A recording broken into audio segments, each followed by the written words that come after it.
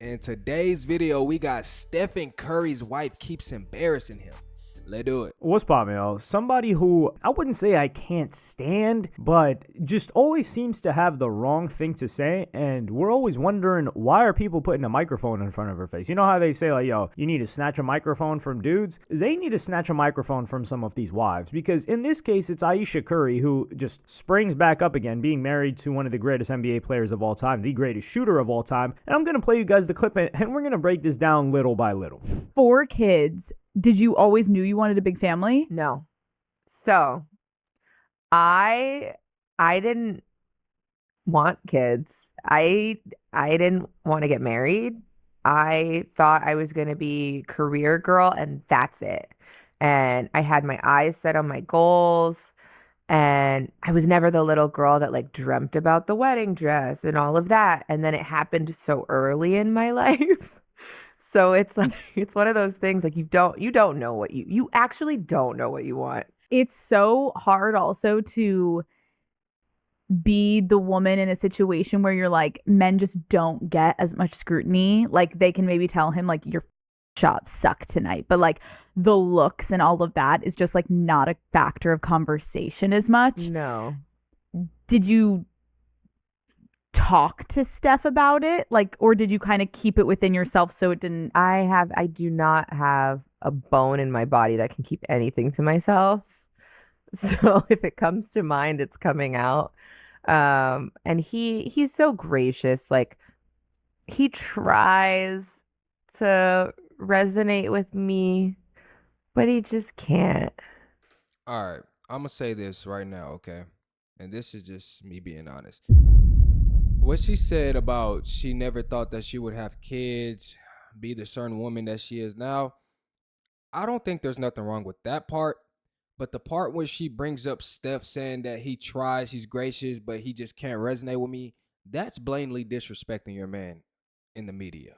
And I do think that sometimes women that got these type of husbands in these high caliber places, they need to learn to really shut up and just be quiet and keep certain things to yourself.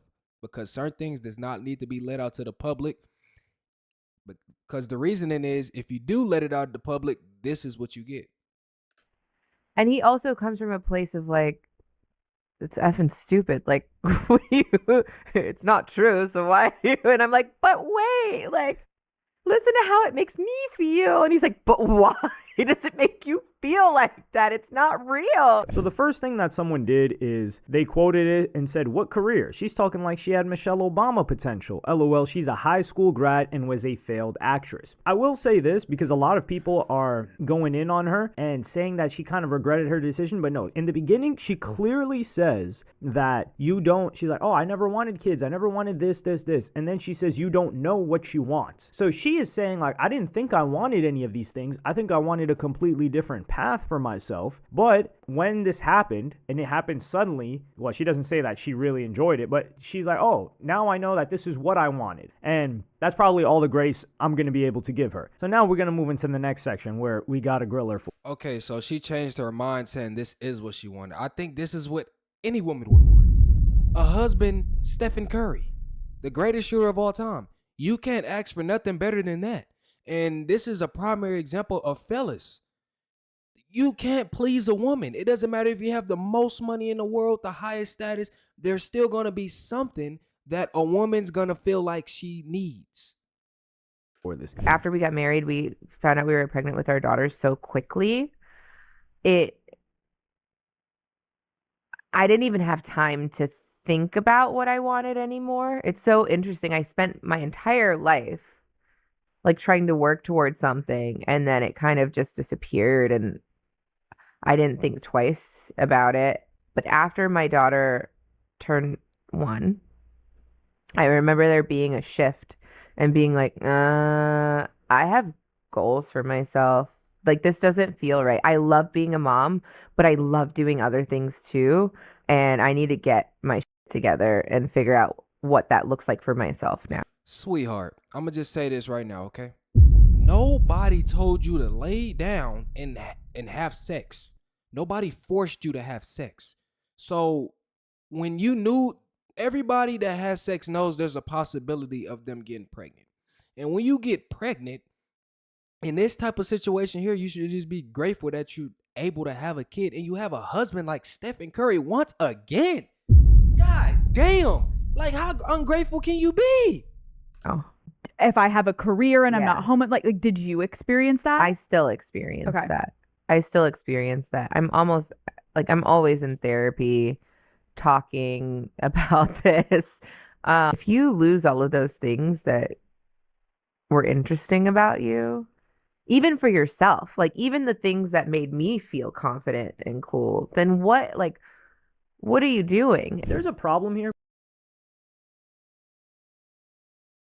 Being allowed to feel a certain way and vocalizing that feeling, and then there's levels. So the next level is vocalizing that feeling, and then the next level is vocalizing that feeling on a public platform, and Right. then the next level is vocalizing that feeling on a public platform that is able to hurt people. And who is she hurting? She's hurting her kids. And this is the problem with an Ayesha Curry that I don't know why she doesn't understand. I don't think that she does understand that this does most definitely hurt her kids for the simple fact of you got to realize you have daughters and you have one son, right? So you got to think about it. A lot of kids at their school, parents, people talk, and that's going to take an effect on their child, bro. This. Maybe Steph Curry didn't enlighten her on this, but whenever something comes out of your mouth on a public platform, you should consider how is this going to not only be misinterpreted, because that's what people are trying to do, but how can this be harmful to people around me? So if she's talking to her husband, or she's talking to her friends, or she's even talking to her family members, and she's saying, man, being a mom is so difficult, like I wish I never had kids, something like that, that's okay. Like you're allowed to feel that way. You're allowed to feel that stress at times. And maybe Yeah, but the whole problem that people have right now with this is that you shouldn't say this on a public platform. As he said and he stated, there's certain things that you say behind closed doors and there's certain things that you say outside of the doors. But that all comes with what? Media. What is that word for it? That where you practice for media? Y'all know what I'm talking about. she may feel like that at that moment. But when you go on a public platform and you say this, and this is going to live online forever, imagine how you feel as her kids growing up and your mom is saying, oh, she never wanted you. She just wanted a career and you were an accident because you had the kids so quickly. I don't know. And this is the prime example of why you don't say certain things online. Why? Because even he just said, people would say, oh, your mom never wanted you. And you got to think about how that can take an effect on a kid. And people will bully your kids, especially online, man. That's crazy. They consider that an accident or whatever. But think about how much pain you would feel as a kid. And I I know would there feel are a probably lot. some of y'all that were accidents and maybe you didn't know your father, but your mom never made you feel like you were an accident. So maybe it wasn't until you grew up and you're like, damn, like, hell, I wasn't supposed to be here. But imagine you find a clip and your mom's like, yeah, I messed up. Man, it was so terrible. And this is where I have to go in on Ayesha Curry. It's like, why are you doing this? You're only causing harm. And this is so self-centered. And also, we got to keep in mind that there are women that have what she claims that she wanted, which is the career. And they actually have a successful career. And many of them would wish to be in her position. So there are many women that are forced to be in a career. That is facts. But what I want to understand is I thought she wanted to cook. I thought everything that she wants to do, Stephen Curry has helped her build her platform so she can do these things. So what is really the problem? I think is that women get bored so damn easily, especially when you have everything in the world that you can have at your fingertips. Some type of way, you're going to find something. You have to find something to feel like you need more. And I think Steph might need to just start slapping her, bro. Like, you want something new? He going to give you something new. Forced to raise children on their own. Maybe they're widowed. Maybe their husband, ex-husband, whatever, baby daddy went to prison, which some people will say, well, that's a crazy selection if he was likely to go to prison. But that's neither here nor there. So there are a bunch of women that are saying, well, we have careers and we are successful at careers, but we feel like we're in this career position and we're forced to be here. Like we don't have the option. And if they had a husband like Steph that she from her own mouth says is so gracious and is so patient and is so every single positive quality, and he is willing to take care of everything and allow her to explore whatever nonsense she wants to explore, whether it be some cooking show that she had or hopping on this random podcast or being able to give her opinions on a public platform, a lot of women who are forced to be in careers because they don't have another option would say, F this career, I'm going and doing that. Because not only is it just going and chilling and being taken care of, but they don't have the stress and pressure of trying to survive. So they But I don't understand. Like, I hate when people be like, "Oh, I was put here to do this. Like, this is not what I wanted to do." You should still be grateful. I always say this all the time. Like, still be grateful of the position that you're in, because you got people out here really busting their ass. You got women out here that would wish to be in the position that you're in, even if they didn't want to do it. You can always venture out and do something else. As you see, Stephen Curry, he supports every single thing in every business endeavor that you want to do. can explore whatever it is that they want. And that's Exactly. the opportunity that Aisha Curry has. Like, she has the ability to have nannies, babysitters, etc. She can produce something if she wanted to, but she hasn't. Nothing of value, if you want to call it that. Right. And then you've got actual people, which I want to circle back to Michelle Obama, because people will give credit to Savannah James, people will give credit to other ladies, but Michelle Obama is somebody that was of the same pedigree as Barack Obama. Michelle Obama, she was, didn't she go to Princeton? She went to Princeton Law School or something like that from O-Block. She was from one of the worst neighborhoods in Chicago. And I think people don't focus too much on Michelle Obama because they just don't find her to be like traditionally attractive or whatever the case may be. But it's also because Michelle Obama knows how to carry herself. Same with Savannah. They both are women that knows how to carry themselves and respect their man in a sense of they know what it comes with, you know? And maybe Aisha probably wasn't media trained. I don't know. But I just feel like certain women know certain things to say and what not to say. Still married to Barack Obama. She took the second role. She never had the feeling of like, yo, I need to go out. There were a couple of sentences from a podcast that Michelle Obama did where people tried to contort it to say, like, oh, this makes Barack Obama look bad. But let's keep it a buck. Of all these decades that they've been together, Michelle Obama has held it down, and she didn't feel the need that she was in competition with her husband, Facts. nor was she trying to get attention or even try to flex. Now, Michelle Obama did ruin school lunches for all of us. Like, we can't forgive her for that, but, you know, you live and you learn. She ruined school lunches. It is what it is. But I'm not going to take away the fact that Michelle Obama was not somebody that had this ego, and she was not hijacked in her goals. Like, Aisha Curry is hijacked in her goals. She's probably scrolling TikTok because she's got nothing better to do, and then she sees these career women and they look like boss babes, or she's watching some television show, some Netflix series, and she's like, wow, that could have been me. No, it could not have been you.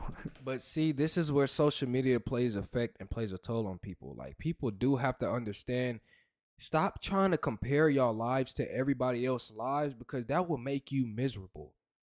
And for Aisha to be sitting here saying, oh, well, man, this woman's doing her own thing. She's a boss. She don't got to answer to nobody. Girl, I'm pretty sure if that lady that you're looking at want to switch roles with you, she would do it in a heartbeat. Anybody would. And especially considering she won the lottery with like having a man as filthy rich as Steph. Like, you don't have to worry about anything in life. And it's not like there are some that won the lottery, quote unquote, maybe with an NFL player or something, but they're getting hands, feet, knees, and toes put on them, elbows. So that's an unfortunate situation, like the Zach Stacy situation, for instance, or even like what was it? Yeah, I can't name the other guy off the top of my head. I'm not going to try to. This is just a case of someone that's being so self-centered because she didn't have anything to give up. But even if she had something to give up and she did give it up, why would she be saying that on a public platform? It's just such a high level of disrespect. And this is the difference between like respect and love. And the reason why people feel this type of way is because it's Stephen Curry. There has not been nothing bad that has came out about Stephen Curry. On top of that, he seems like he's a very stand-up guy. He keeps God first. He stays out of the media. He's, like she say, he's very patient. He takes care of everything. I don't have to do nothing. Like, what more can you ask for? Be grateful, bro. Like, come on, man. Steph Curry does not beat on her. He doesn't do none of that. Like, come on. Like, what the fuck?